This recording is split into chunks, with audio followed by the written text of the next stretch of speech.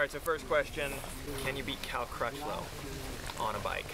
Can I beat Cal Crutchlow? Depends what bike it is, and it depends what time of year. You know, I train with him in the winter on the push bike, and sometimes he smashes me in the winter. Actually, he trains more than some pros, you know. Really? On a motorbike, no way. He's just got pole today in Assen, so I'm super happy. Starting the tour tomorrow, I kind of want to be sat watching the MotoGP. Right on, man. Doing 2 Grand Tours in a year, how does your body deal with that? I'm lucky. Well, I'm lucky, kind of. It depends how you say it. Like, obviously, Grand Tours are hard for a sprinter. You know, I don't climb as easy as others, but I'm lucky that, like this year, I've got like a dedicated team around me. You know, and it kind of makes things easier to get through them. You know, I hardly ever put my nose in the wind, so it's easier than say if I was a sprinter who was left to my own devices. But it's still difficult. But I'm in what, my 7th, 8th year professional now, 7th year professional. So. My body's kind of hardened to it a bit now. How have you guys worked through the season to like figure out how that lead-out train works and tune it in to make sure it's primed every time? There's one word that comes up with lead-out trains, and it's nothing technical, it's nothing tactical. The one word is commitment. And I think when we've had races where guys have been committed, there hasn't been kind of other agendas going on, other races to kind of look to. Things have dialed, and the Giro is a prime example of that. We had a mixture of both experience in like Sir Gert Steegmans and absolute youth in like Matteo Trentin, but all guys with real clever heads, and with one thing, and that was heart and commitment. And when you give that, you know, you've got to come out on top, because 9 guys giving everything they have is always going to come out ahead of everything else. When you're coming to the end of the sprint, when do you start thinking about that last 200 meters? I don't really start thinking about the last 200 metres of sprint. It really is instinctive. Sometimes it can be longer. Some sprints I've won from nearly 500 metres out. Some have just passed my lead-out man with 70 metres to go.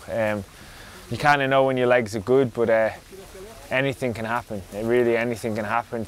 You can win and lose races in hundredths of seconds. So you can't really think of anything. It all comes kind of instinctively at the finish. Besides the last stage, 21, what stage are you looking forward to in this year's tour?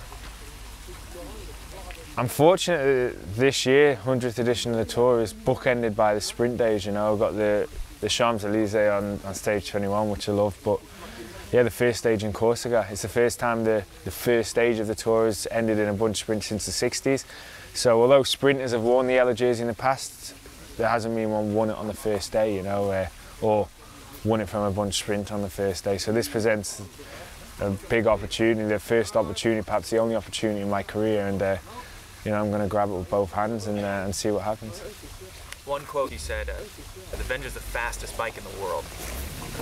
What gives you the confidence on the bike?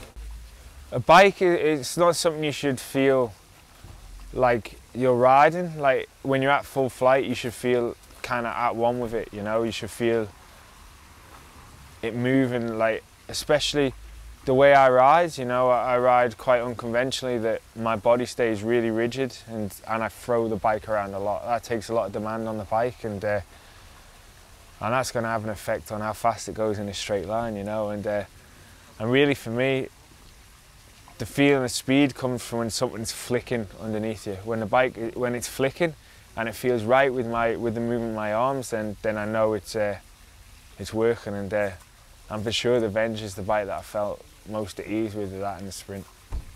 How do you like it? I mean, I'm super happy with the Evade, with the S-Works Evade. I think, yeah, we're unveiling for the Tour de France, but I've been using it since Milan-San Remo, and straight away, you know, you can feel a difference. I can't get such an advantage as Tom to be able to say, like the way Tom Bonan puts it, when you stick your head out the peloton, like you don't feel your head getting sucked off, you know. I can't do that obviously because I'm the smallest guy in the peloton, but no, it's fast. You don't feel like helmets to cool you off. Like the best way for things to cool you off to suck in air, you know, and so you can feel that happening. You don't feel this with the Evade, but you don't overheat with it either, you know. And if you don't feel the air getting sucked in, you know it's moving fast through the wind, you know. Cool. Cheers, guys.